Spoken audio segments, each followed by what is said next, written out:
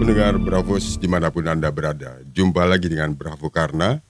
Kali ini masih kita berbincang mengenai pemilu 14 Februari 2024 yang tentunya kita harapkan jujur dan adil. Seperti biasa di sebelah kiri saya Bapak Battara Hutagalung. Beliau seorang peneliti sejarah yang akan banyak berbicara nanti mengenai pemilu-pemilu sebelumnya, dari tahun-tahun sebelumnya, tahun awal hingga tahun yang akan datang, yang kita akan lampaui pada tanggal 14 Februari yang akan datang.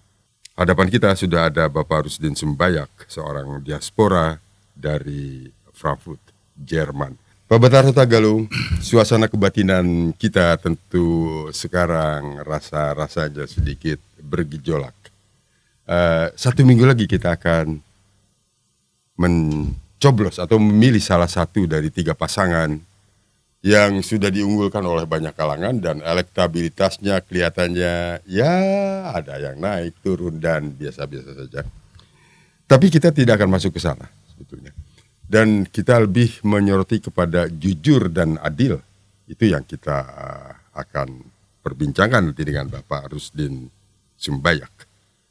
Dan pengamatan Pak Battara, jujur dan adil sekarang ini, apakah masih terlihat sama seperti yang jurdil tahun-tahun sebelumnya? Silakan Pak Battara. Ya, baik. Terima kasih Kang Karna. Selamat sore atau selamat pagi di Jerman, para pemirsa dan para pencinta Bravos Radio.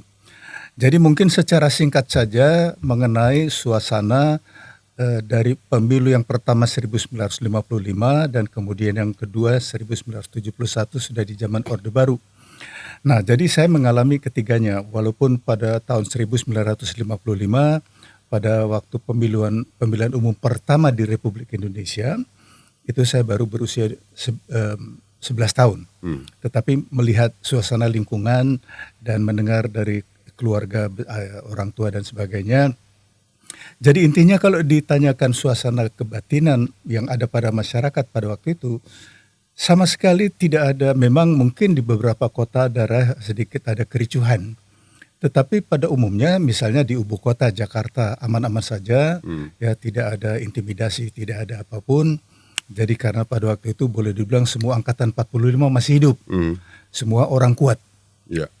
Jadi mungkin susah untuk saling mengintimidasi karena semua itu orang kuat kan.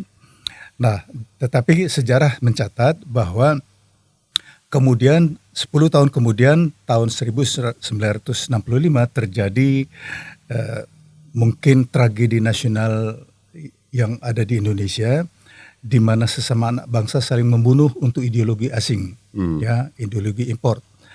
Nah, jadi kita mengalami pemilihan umum pertama setelah Orde Lama tumbang itu tahun 1971. Pada waktu itu saya sudah di Jerman, tetapi mengalami juga pemilihan-pemilihan umum di Jerman. Pada umumnya kalau di Jerman pada waktu itu karena tempat pemilihan saya di Kota Hamburg itu di Konsulat Jenderal. Nah, jadi memang tidak ada kampanye-kampanye yang mencolok, ya, sama sekali mungkin tidak ada.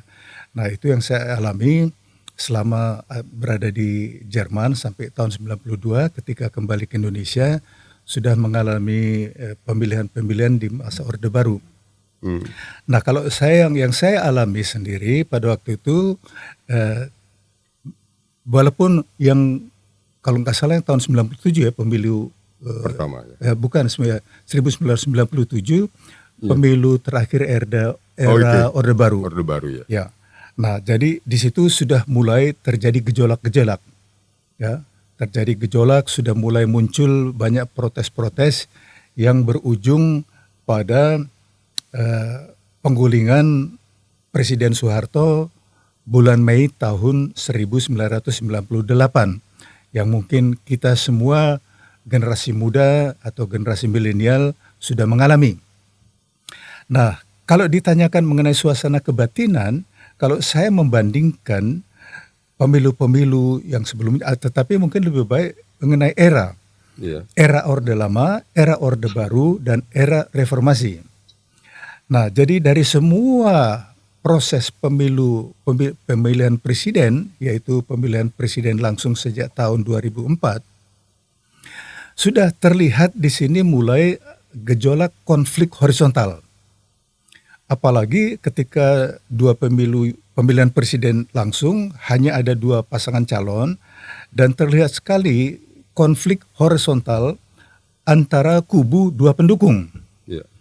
Tetapi kalau kita melihat bahwa di Indonesia sesuai yang disampaikan oleh budayawan Mohtar Lubis, antara lain ciri-ciri manusia Indonesia lemah karakter, yaitu tidak konsisten pada satu garis perjuangannya, ya pada prinsip, dan semua seperti bukan, kalau saya bilang, kalau dulu orang bilang kutu loncat, kutu itu kan kecil. Saya menobatkan sebagai tupai loncat. Ya, jadi tupai sudah lebih besar kan, tupai-tupai berloncatan, dan sekarang partainya yang berloncatan. Nah, tetapi kan kita juga lihat ada pepatah, sepandai-pandainya tupai meloncat, 1 kali jatuh juga. Nah, kalau kita lihat di sini berapa banyak tupai-tupai yang bergelimpangan, berjatuhan, karena mereka meloncat-loncat sehingga pendukungnya atau para pemilih sebelumnya tidak percaya, kehilangan kepercayaan. Nah, jadi kalau dilihat suasana kebatinan, kalau saya bilang jujur terus terang di sini, saya mengalami semuanya, dan termasuk yang terakhir itu pemilihan umum di era Orde Baru yang terakhir. Di situ sudah mulai suasana mencekam menjelang kejatuhan penguasa Orde Baru. Dan kemudian di masa Orde Reformasi, kita semua mengalami peristiwa pemilihan presiden tahun 2019. Ya. Nah, di situ sudah suasana mulai sangat mencekam karena konflik horizontal antara 2 kubu. Ya. Nah, kita semua sudah mengalami, tidak perlu saya panjang lebar ceritakan, kita bumbui. Tetapi yang mungkin mengecewakan untuk banyak pihak karena tupai-tupai loncat ini, ya, jadi pilihan-pilihan itu jadi berubah. Tidak lagi mengikuti satu tokoh atau satu pemimpin yang sudah berubah-ubah arahnya. Nah, jadi ini mungkin salah satu penyebab bahwa ketika yang mereka di atas sehari setelah pelantikan, mereka saling berpelukan, bagi-bagi jabatan, bagi-bagi rezeki, sementara di bawah, di akar rumput, itu masih konflik, bunuh-bunuhan atau bertengkar, berkelahi. Dan ini berlanjut terus sampai sekarang dengan istilah-istilah yang mungkin sangat menyedihkan kalau manusia-manusia disamakan dengan hewan, ya, seperti kadal gurun, ya, cebong dan sebagainya. Ya, saya pikir itu sudah di luar etika. Nah, jadi kalau saya melihat perbandingan antara tahun 2019 sampai 2000 menjelang seminggu lagi pencoblosan, bahwa suasana yang sekarang ini yang paling mencekam. Jadi memang sudah ada intimidasi dari tahun pada tahun 2019, tetapi belum mungkin separah yang sekarang. Karena pada waktu itu yang mencalonkan diri adalah incumbent, ya, petahana, yaitu Presiden Joko Widodo, melawan sebenarnya ya, sponsornya dia kan, sponsor jadi gubernur DKI, yaitu Pak Prabowo. Ya. Nah, kalau kita semua mengalami, ya, bahwa suasana yang sekarang menjelang 1 minggu ini, dari semua pengalaman manusia Indonesia, saya termasuk yang mengatakan ini yang paling parah. Karena yang diharapkan bahwa seorang presiden itu harus berlaku sebagai seorang negarawan, ya, yang tidak partisan, dan ini diucapkan dalam sumpahnya ketika dia dilantik kembali menjadi presiden tanggal 20 Oktober tahun 2019, di mana presiden waktu itu bersumpah, ya, sumpah presiden, demi Allah saya bersumpah akan memenuhi kewajiban Presiden Republik Indonesia dengan sebaik-baiknya dan seadil-adilnya memegang teguh Undang-Undang Dasar dan menjalankan segala undang-undang dan peraturannya dengan seluruh-seluruhnya serta berbakti kepada nusa dan bangsa. Nah, kalau kita merujuk pada kalimat ini dan kalimat ini tertera dalam Undang-Undang Dasar. Jadi menurut logika saya, kalau seseorang melanggar sumpahnya yang tertera dalam Undang-Undang Dasar, maka dia telah melanggar Undang-Undang Dasar. Ini logika saya. Ya. Nah, ini juga menyangkut dengan pasal 7A yang ditulis di sini, presiden dan atau wakil presiden dapat diberhentikan dalam masa jabatannya oleh Majelis Permusyawaratan Rakyat atas usul Dewan Perwakilan Rakyat apabila terbukti telah melakukan pelanggaran hukum berupa pengkhianatan terhadap negara, korupsi, penyuapan, tindak pidana berat lainnya, dan perbuatan tercela. Jadi di sini kan termasuk perbuatan tercela, termasuk ini etika dan moral. Ya, itu pemahaman saya. Maupun apabila terbukti tidak lagi memenuhi syarat sebagai presiden atau wakil presiden. Nah, ini semua ada di Undang-Undang Dasar. Ya. Nah, jadi kalau ada katanya pakar hukum menyatakan tidak ada undang-undang yang dilanggar, ya, dan tidak ada hubungan etika itu negara kita berdasarkan hukum, berdasarkan etika, maka dia itu dinamakan textbook thinking, hanya secara teks yang ada di buku, tetapi tidak memahami makna dari kalimat-kalimat tersebut, bahwa mengenai moral itu sudah ada dalam penjelasan Undang-Undang Dasar 45 yang dihapus dalam Undang-Undang Dasar yang disahkan tahun 2002. Ya. Di situ sudah dijelaskan bahwa para pemimpin itu harus memegang moral, tertera di situ. Nah, jadi ini semua kaitannya bahwa etika itu termasuk salah satu alasan untuk memberhentikan presiden atau wakil presiden. Jadi semuanya sudah ada dalam Undang-Undang Dasar. Nah, jadi mungkin presiden tidak membaca ini atau tidak memahami bahwa dengan melanggar sumpah jabatannya, dia sudah melanggar Undang-Undang Dasar. Dan dalam Undang-Undang Dasar bukan masalah hukum di sini, masalah perbuatan tercela. Nah, ini memang sangat mungkin subjektif, ya, penilaian berbeda. Nah, kalau para pendukung yang setuju tentu tidak menyatakan tidak, itu tidak melanggar etika atau tidak tercela.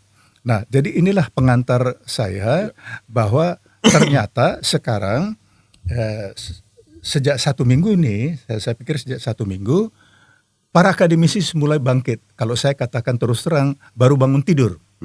Baru bangun tidur dan dimulai dengan para sivitas akademisi dari Universitas Gadjah Mada, dan sekarang saya baca kalau tidak salah sudah lebih dari 20 perguruan tinggi menyatakan bahwa badan mengharapkan atau mendesak Presiden Joko Widodo, ya, untuk kembali netral. Artinya dalam hal ini menurut pendapat saya harus memegang sumpahnya. Dan menurut saya ini juga belum terlambat. Karena pencoblosan itu baru tanggal 14 dan Presiden mempunyai kuasa untuk menghentikan semua yang melanggar etika atau melakukan. Jadi dengan demikian ini Presiden menurut saya mengizinkan ASN, TNI, Polri untuk melakukan perbuatan tercela, yaitu berpihak, ya, berpihak kepada salah satu pasangan calon. Nah, yang kebetulan salah satu pasangan calon itu sebagai calon wakil presiden adalah putra presiden. Nah, jadi mau pakai dalih apapun bahwa ada yang dibilang kartu keluarganya berbeda dan sebagainya, tetapi nggak perlu kita berpolemik mengenai itu. Bahwa kalau menurut pendapat saya, jadi singkatnya begini, dengan presiden membagi-bagi bansos di depan istana dengan ditulis di situ bantuan dari presiden, itu kan uang rakyat, ya. Jadi uang rakyat dikembalikan kepada uang rakyat. Jadi jangan ditulis di situ bantuan seolah-olah bantuan presiden, bantuan pribadi, ya.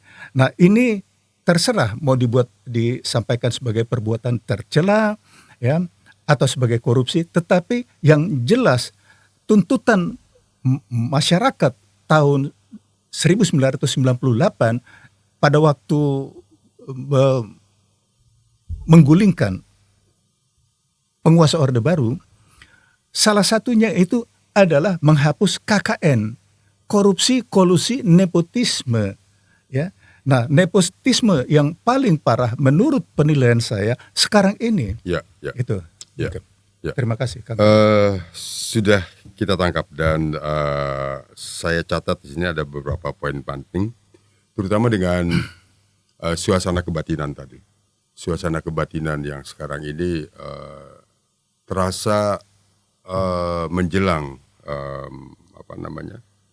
pemilu pencoblosan 14 Februari 2024 ini, suasananya begitu mencekam.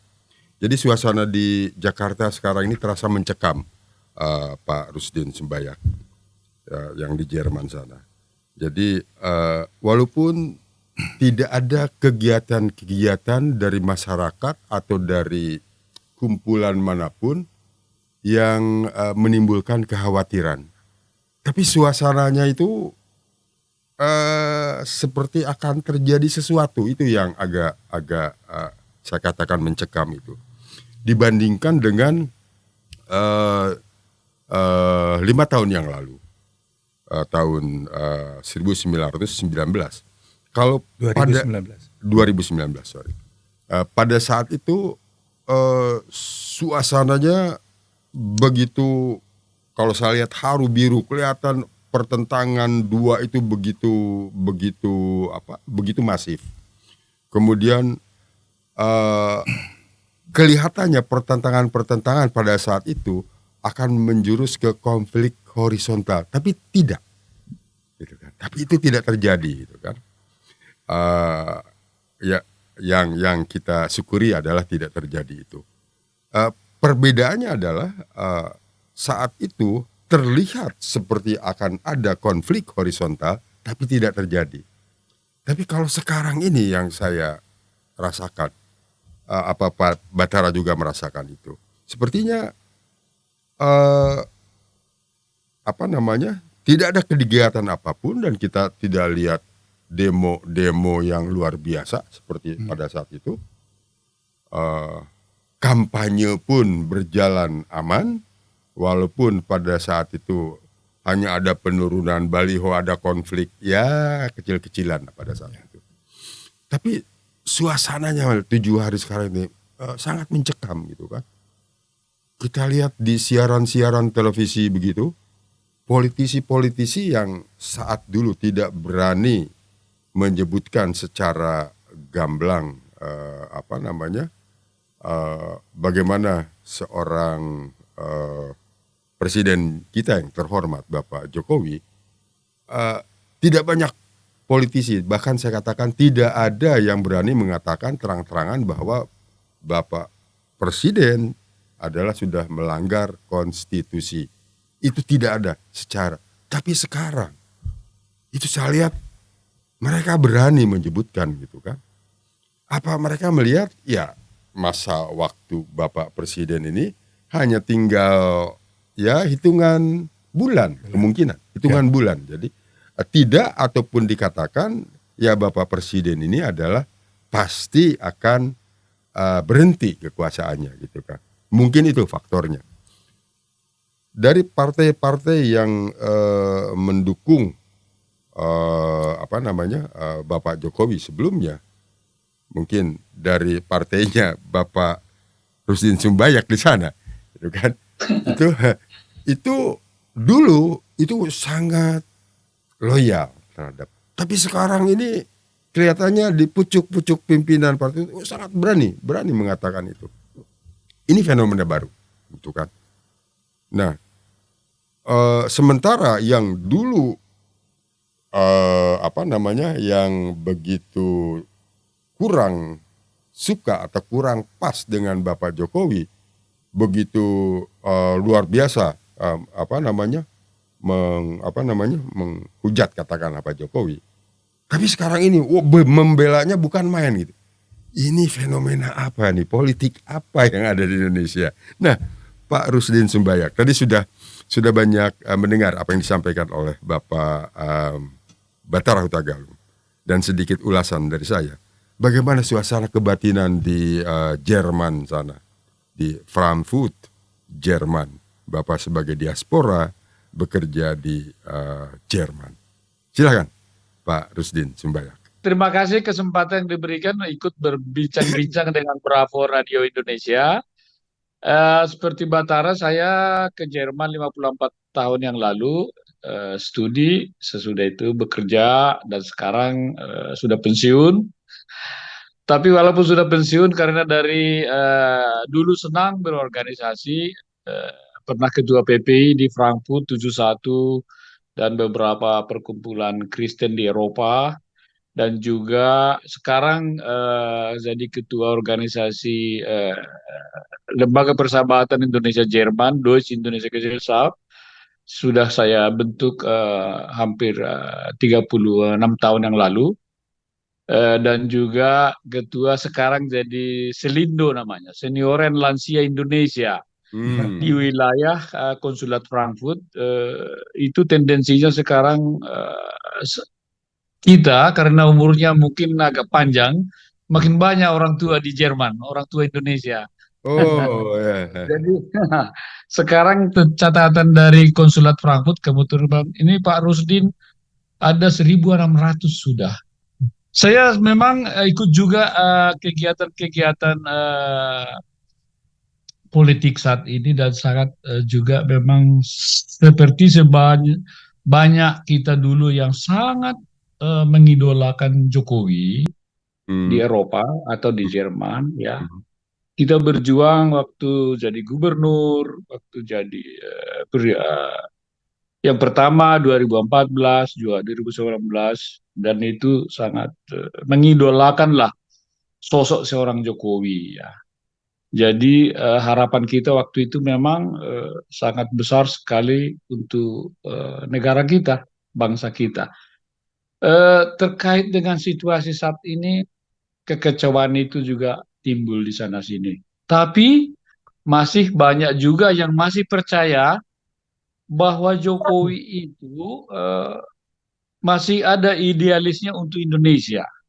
Jadi masih mungkin sebagian besar mengatakan itu Gibran dikorbankan untuk supaya ada ya, tapi ini mungkin nggak resmi gitu kan, dikorbankan agar orang ya tidak terlampau apalah gitu, saling kontradiksi. Tapi karena pendukungnya pertama kali Ganjar itu adalah Pak Jokowi. Waktu itu udah, wah iya penggantinya ini yang cocok, pengganti saya. Bisa membangun Indonesia dari rakyat kecil, tidak korupsi. Sebetulnya Indonesia maupun Indonesia itu gampang, asal jangan korupsi aja. Iya, pasti dipilih orang, pasti dipilih rakyat. Nah itu harapan kita tadinya kan. Tetapi sesudah terjunnya putranya itu ikut disambar oleh eh, itu yang Pak Prabowo, timbullah di sini ada yang masih tetap ikut Jokowi dan tentunya ke Prabowo kan. Dan itu banyak juga karena merasakan apakah Jokowi mengharapkan sesuatu dengan meneruskan idenya itu melalui Prabowo dan Gibran. Jadi aliran kedua itu ada. Terus yang ketiga, yang dulu memang anti Jokowi dari awal ya, itu pengikut-pengikut itulah, Amin Rais, Estra itu masih ada, yaitu tentunya lari ke Amin kan, 01. Dan itu ya tetap membenci Jokowi. Jadi kira-kira gitu suasana batin di sini. Kami di sini sebetulnya ingin mengharapkan bahwa Jokowi kembali ke jalan yang benar seperti tadi Pak Batara katakan, menjaga demokrasi kita yang sudah diperjuangkan sejak 98 itu ya. Jadi makanya kalau saya pribadi itu sumpah Pak Batara, Hmm. di sumpahnya itu kan diucapkan di DPR, Hmm.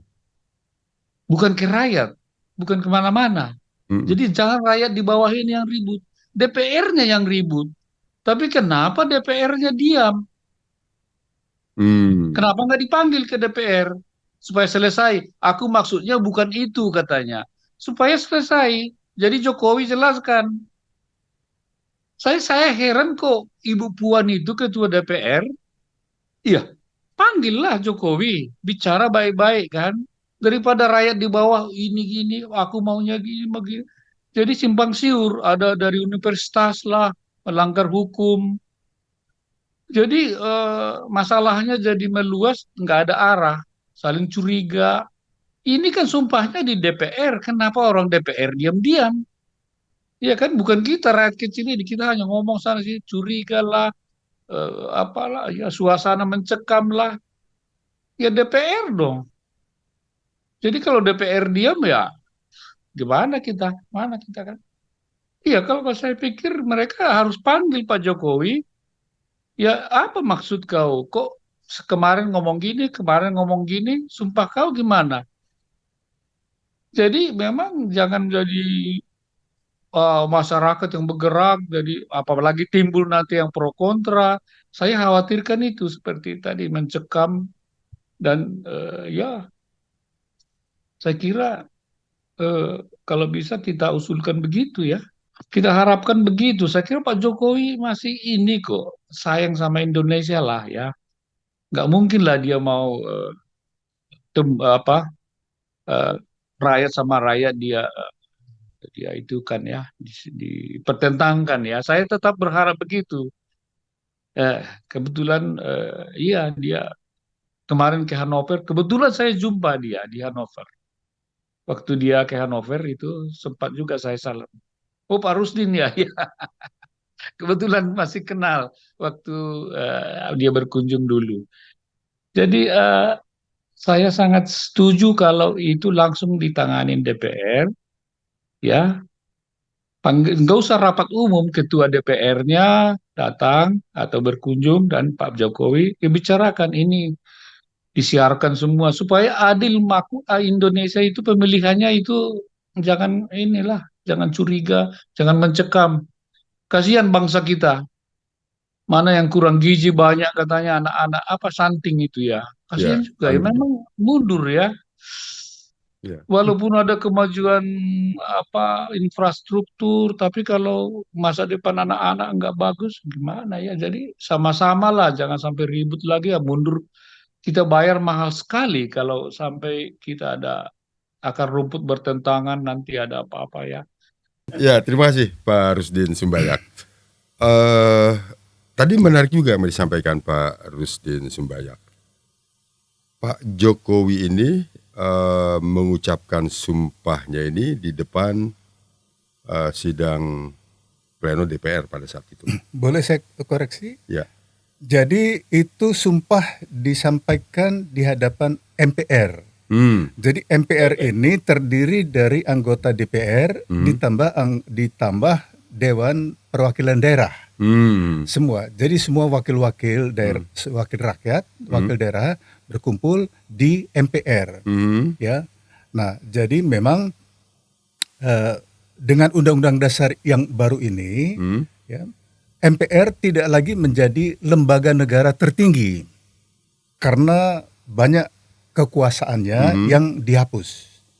Bahwa dengan Undang-Undang Dasar 45 yang asli, yang memilih presiden dan wakil presiden adalah Majelis Permusyawaratan Rakyat yang merupakan perwujudan atau kewajahan atau jawahantah dari kedaulatan rakyat.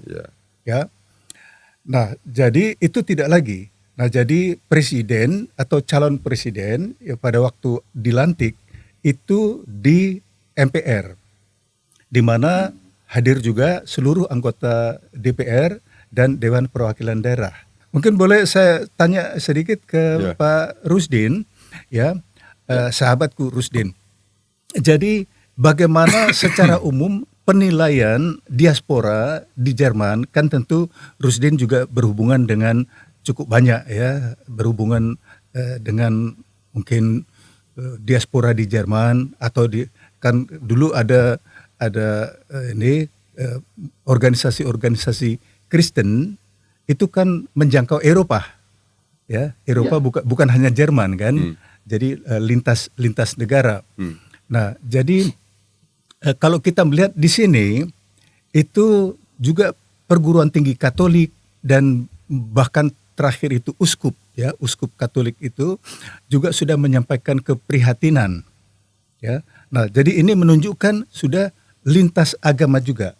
Ya, lintas agama, bukan masalah agama, bukan masalah etnis ya, tetapi murni di sini yang mereka tuntut bahwa diharapkan ya presiden sesegera mungkin mengeluarkan pernyataan yang menyatakan akan memegang sumpahnya, ya, sumpah yang tertera dalam Undang-Undang Dasar.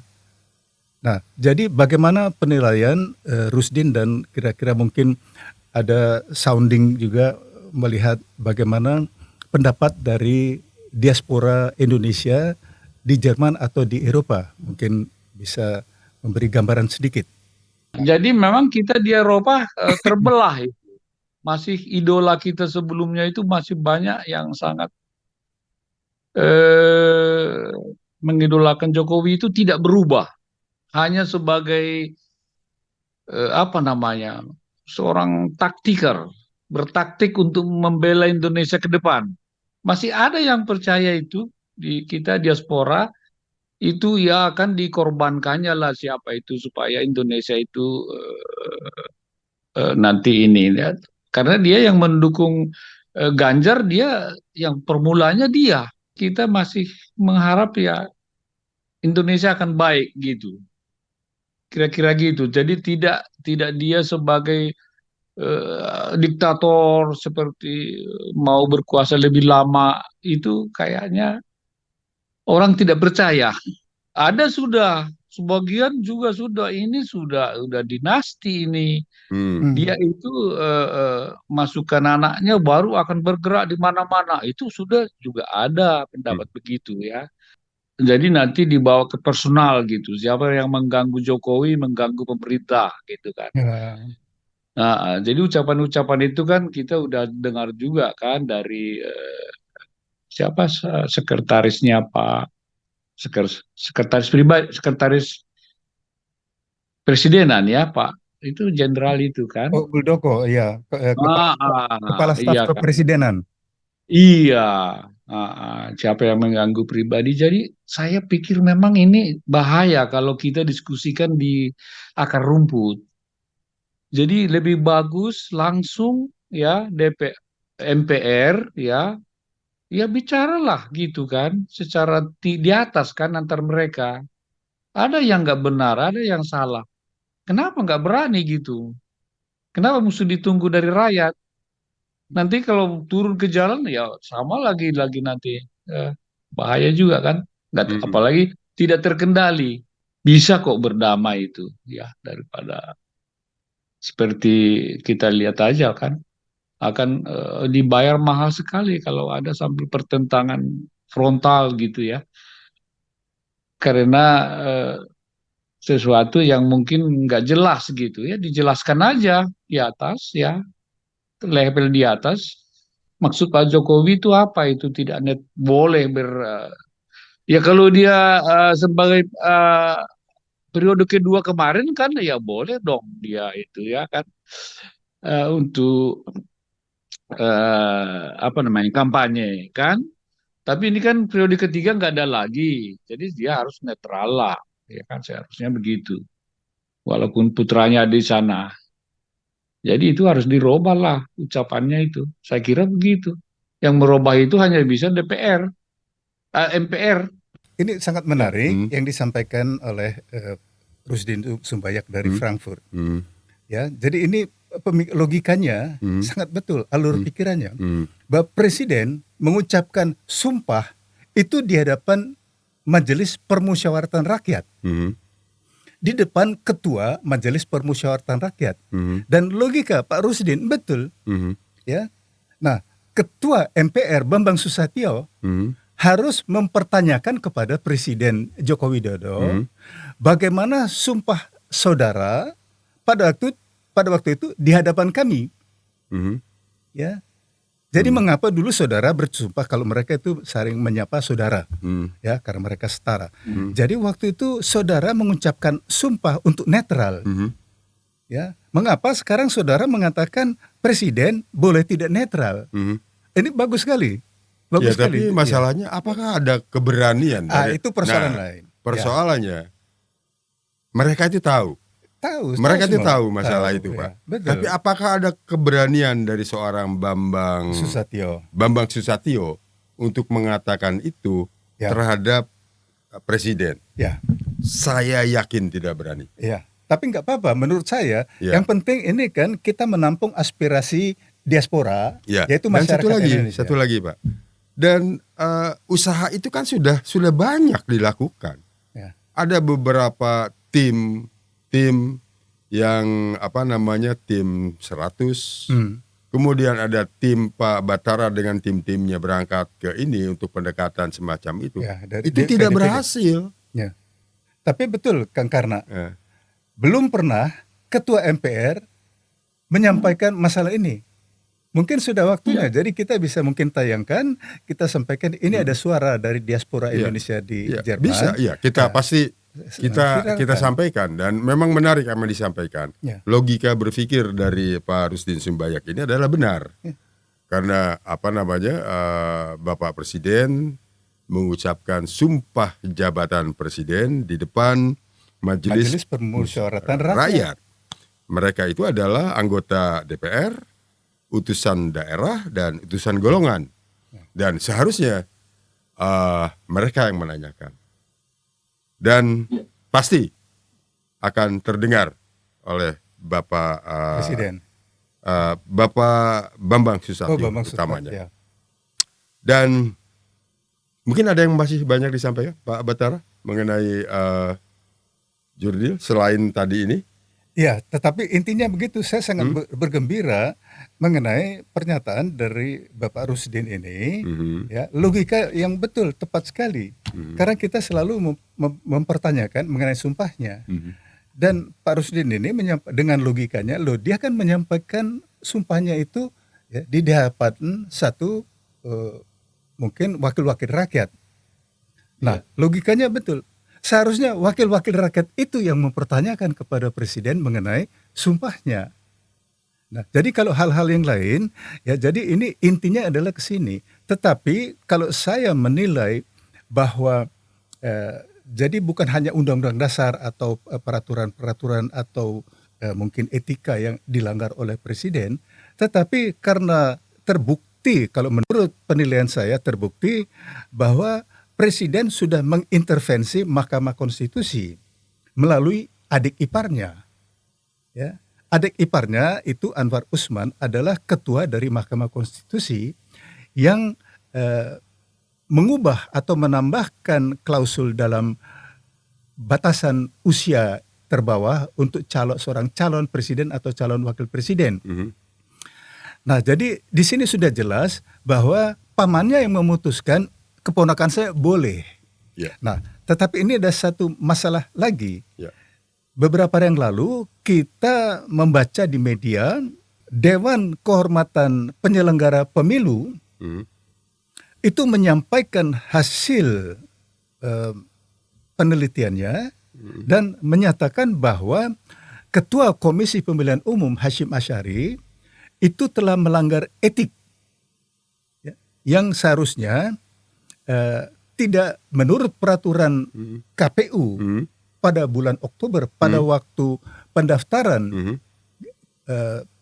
calon presiden dan calon wakil presiden, peraturannya itu masih tertera usia minimum 40 tahun. Tetapi kemudian diterima pendaftarannya itu. Walaupun kalau sekarang saya memakai logika saja bahwa kalau peraturannya belum diubah pada waktu menerima pendaftaran, maka sebenarnya itu pelanggaran peraturan, dan peraturan itu adalah bagian dari hukum. Ya, saya melihat logik. Jadi bukan etika. Nah, di sini ketukar-tukar. Ya, jadi itu bukan pelanggaran etika, itu adalah pelanggaran peraturan. Kan disebutkan akan mengikuti semua undang-undang dan peraturan. Nah, ini saya baca bahwa ternyata itu peraturan mengenai batas usia oleh Komisi Pemilihan Umum, ya,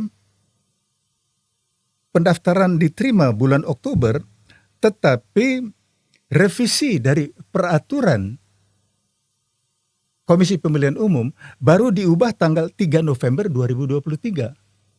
Nah, jadi pada waktu menerima pendaftaran itu masih berlaku peraturan yang lama.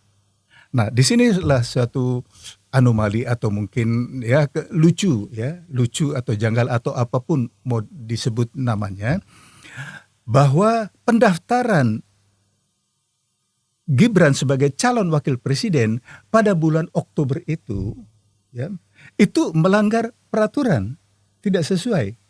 Ya. Nah, jadi sekarang dinyatakan walaupun ketua KPU dia mendapat teguran, katanya ada yang bilang kedua, ada yang ketiga, teguran keras. Teguran keras seperti pada ketua Mahkamah Konstitusi, ya, melanggar etik, hanya dipecat dari jabatan ketua Mahkamah Konstitusi, tetapi putusannya berlaku. Ini kan lucu, ya. Prosesnya itu sudah melanggar peraturan Mahkamah Konstitusi, kemudian juga dengan peraturan Komisi Pemilihan Umum. Jadi ini semuanya dilanggar, ditabrak hanya untuk melanggengkan nepotismenya, dan seperti Pak Rusdin juga tadi sampaikan, untuk membangun dinasti. Nah, jadi saya pikir di sini yang masih punya logika, ya, coba nilai lagi, apakah yang pendaftaran Gibran sebagai calon wakil presiden di Komisi Pemilihan Umum, ya, itu legal atau tidak? Mungkin itu tambahan saya, Kang Karna. Ya, baik. Dan ya itu sudah banyak juga diperbincangkan. Ya. Tapi ya sama saja diperbincangkan 1 bulan mungkin atau 2 bulan itu masih saja ada pertentangan, saling merasa paling benar, dan akhirnya nihil, tidak ada keputusan. Itu yang biasa apapun terjadi di negara kita ini. Ya. Jadi termasuk hal yang terakhir, DKPP mengatakan ada melanggar etik, gitu kan. Itu kan hanya ditanggapi dengan tertawa atau biasa-biasa saja, bahkan diabaikan.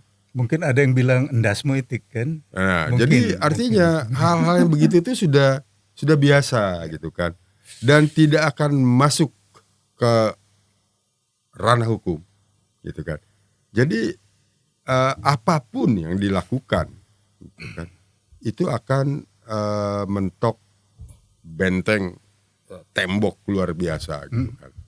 Nah, itu yang sampai akhirnya mencekam. Kadang-kadang saya pikir begini, Pak Batara, kalau benar, gitu kan, Pak Jokowi misalnya, gitu kan, misalnya, oh ya, saya meminta maaf seperti dengan legowo Bapak Prabowo pada saat akhir dari perdebatan, saya mohon maaf bla bla bla bla bla, gitu kan. Itu bagus sekali. Nah, bagus sekali kan statement akhir dari seorang Prabowo, dan itu mengundang pujian dari pendukung Prabowo terutama. Dan pada saat 1 hari atau 2 hari sebelum pencoblosan, tiba-tiba Pak Jokowi mengatakan, oh ya, saya meralat ucapan saya, gitu kan. Apa dampaknya secara etik, secara hukum terhadap pencoblosan yang akan dilakukan itu? Ya, jadi kalau menurut saya begini, kalau hanya merupakan statement, ya tanpa ada tindakan, ya mohon maaf, Ya, itu sama aja yang dibilang omon-omon. Bukan Ya, maksudnya begini. iya. Jadi artinya, Tindakan kan sudah dilakukan sebelumnya. ya, begini Gitu maksud kan? saya. Jadi kalau hanya menyampaikan minta maaf segala macam, tetapi dalam hal ini harus langsung mengeluarkan perintah, Mm-mm. memerintahkan kepada seluruh aparatnya, Iya. seperti yang kemarin Profesor Harkristuti Harkrisnowo dari Guru Mhm. Besar dari Universitas Indonesia Mhm. sudah menyampaikan adanya intimidasi-intimidasi Iya. terhadap para akademisi, ya, yang eh, mendorong atau meminta Presiden Joko Widodo, Mhm. seperti tadi Pak Rusdin sampaikan, kembali ke jalan yang benar. Iya. Artinya memegang sumpahnya. Hmm. Nah, jadi walaupun mungkin 2 hari sebelumnya Mhm. dan berlaku efektif dan langsung dengan pernyataan, ya, dengan ini saya memerintahkan Iya. kepada semua Mhm. TNI, Polri, ASN, perangkat desa, semua yang sudah dia perintahkan, ya, untuk dengan segala cara untuk membantu putranya, Mhm. ya, berhasil. Nah, saya pikir beliau akan masuk dalam catatan sejarah 30 tahun yang akan datang Mhm. sebagai presiden yang mewariskan kepada rakyat Indonesia satu demokrasi. Iya. Tetapi kalau beliau tetap berdiam diri, Iya. saya tadi Kang Karna katakan sebagai peneliti sejarah, Iya. saya pikir para sejarawan sekarang ini semua mencatat, Iya. kan ini jejak digital itu mengerikan sekali. Iya. Ya, bagaimana ditulis 30 tahun yang akan datang mengenai Presiden Joko Widodo dan kroni-kroninya. Apakah dengan 2 hari sebelum pencoblosan, Bapak Presiden mengucapkan atau membuat statement tidak boleh, Minta maaf gitu. bukan minta maaf, Tidak boleh menghentikan. perintah. Gitu kan. Nah, betul. Apakah perintah? Ya. Apakah efektif 2 hari selama dampak itu sudah berlaku 3 bulan sebelumnya? Saya pikir Nalar, logika. Saya pikir sangat bermanfaat. Karena justru intimidasi dan sebagainya itu pada hari H. Nah, jadi kalau misalnya sekarang begini saja, kita buka saja lembaran hitam waktu tahun 2019.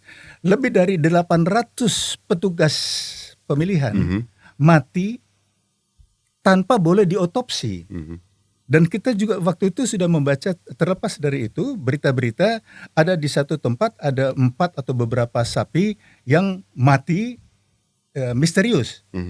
Langsung dilakukan otopsi. Ya, hanya sapi. Nah, ini ratusan manusia. Kemudian, ya mohon dikoreksi kalau saya salah, ada 11.000 petugas yang masuk rumah sakit. Nah, jadi ini kan juga mungkin ya, kalau para petugas semuanya juga memahami mengenai situasi pada waktu itu, saya pikir semua kan juga deg-degan, was-was, ya, karena itu kan mungkin menyasar kepada semua, dan mungkin ini kemungkinan Tapi ini. ada katanya mereka sekarang itu dapat upah itu besar loh, lebih besar dari yang sebelumnya. Tapi apa gunanya kalau mati?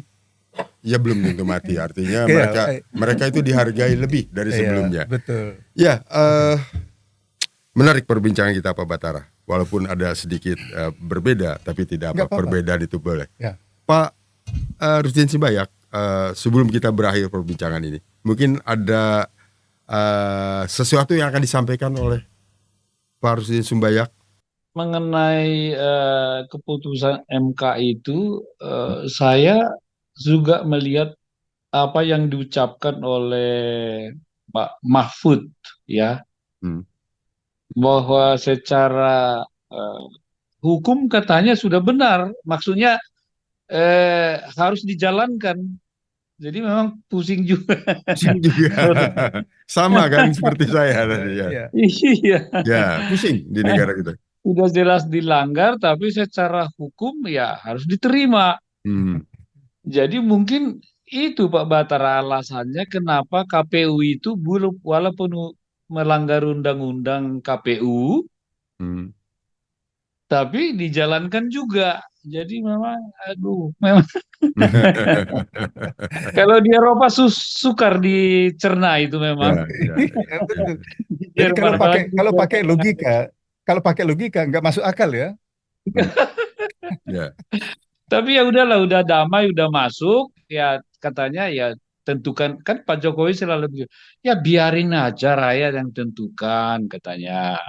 Nah itu kita minta dari dia, tentukan rakyat dengan adil dan jujur pemilihan ini. Itulah kita tuntut, itu saya kira ya. supaya Indonesia inilah maju ke depan. Baik, terima kasih Pak Rusdin Sumbayak. Mudah-mudahan kita bisa berbincang lagi di lain kesempatan. Pak Batara, terima kasih juga perjumpaan kita. Mudah-mudahan apa yang kita sampaikan, apa yang kita bicarakan bisa membawa banyak manfaat buat pendengar Bravos dimanapun Anda berada. Terima kasih Pak Rusdin Sumbayak. Demikian pendengar Bravos Radio dimanapun Anda berada, perjumpaan kita untuk sore hari ini. Kita akan bertemu kembali di lain kesempatan, masih tetap dalam Jurdil, Jujur dan Adil 2024. Kita jumpa di kesempatan yang akan datang. Salam Bravos.